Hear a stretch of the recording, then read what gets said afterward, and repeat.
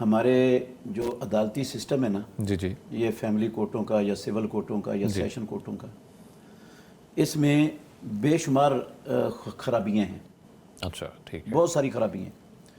ان خرابیوں میں ان کے پاس سلطہ ہے، یہ پوری تحقیق کر سکتے ہیں کہ یہ ایڈریس صحیح لکھا ہوا ہے یا نہیں لکھا ہوا. پولیس ان کے پاس موجود ہوتی ہے، ادارے ان کے متحد ہوتے ہیں. وہ سارا کچھ 1 منٹ میں تحقیق کر کے بتا سکتے ہیں کہ یہ کیا صحیح ہو رہا ہے یا غلط ہو رہا ہے. بالکل ٹھیک ہے. اچھا، وہاں مسئلہ یہ ہے کہ جو وکیل ہوتے ہیں نا وہ جان بوجھ کر غلط ایڈریس لکھواتے ہیں. اللہ اکبر. وہ بھی مجرم ہے. ٹھیک ہے. اور جو ادارے اور جو فیصلہ کرنے والا، ڈگری جاری کرنے والا، اگر وہ نہیں تحقیق کرتا، اپنے سارے وسائل جو اس کے پاس ہیں ان کو صرف نہیں کرتا، وہ بھی گناہگار ہے، وہ بھی حصے دار ہے. اس رشتے کو توڑنے میں جہاں شیطان کا حصہ ہے وہاں یہ بھی کچھ نہ کچھ برابر کے شریک ہیں اللہ اس کے ساتھ. توڑ رہے ہیں یہ رشتہ، کیونکہ عین ممکن ہے جب یہ حقیقت تک پہنچ جائیں گے، اس کا ایڈریس ڈھونڈ لیں گے.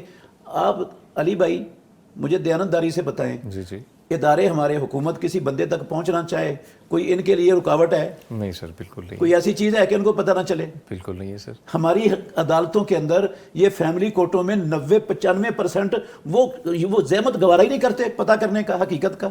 ان کو پتہ بھی ہے کہ جھوٹ سارا چلتا ہے یہاں پر اور سارا جھوٹے ایڈریس لکھوائے جاتے ہیں، پھر بھی کچھ نہیں کرتے. تو یہ تو رشتے توڑنے کے مجرم ہیں. اب عین ممکن ہے بیوی نے، عقل تھوڑی سی کم ہوتی ہے خواتین کی، ویسے بھی رسول اللہ صلی اللہ علیہ وسلم کا فرمان بھی ہے، وہ کسی جھانسے میں آ کر، کسی غصے میں آ کر اس نے دعویٰ دائر کر دیا. اب اس کا فرض بنتا ہے کہ اس کے خامد کو ڈھونڈے، فیملی کورٹ کے ذمہ دار کو، اداروں کو پابند کرے، ان کو لے کے آؤ میرے پاس. بالکل ٹھیک ہے. وہ لا سکتے ہیں. ایڈریس غلط بھی لکھوایا ہوا پھر بھی مل سکتا ہے. وہ کہاں ہے، کدھر ہے؟ بالکل ایڈ ہے نا، یونین کونسلز میں ایڈ ہوتے ہیں، نکاح نامہ جو ہے رجسٹرڈ ہوتا ہے، سارا کچھ موجود ہے، آئی ڈی کارڈ موجود ہے اس کا. بالکل ٹھیک ہے. اور پتہ چل جاتا ہے وہ کہاں، فون نمبر اس کا موجود ہوتا ہے. جی سر. اب تو مشکل ہی کوئی نہیں ہے.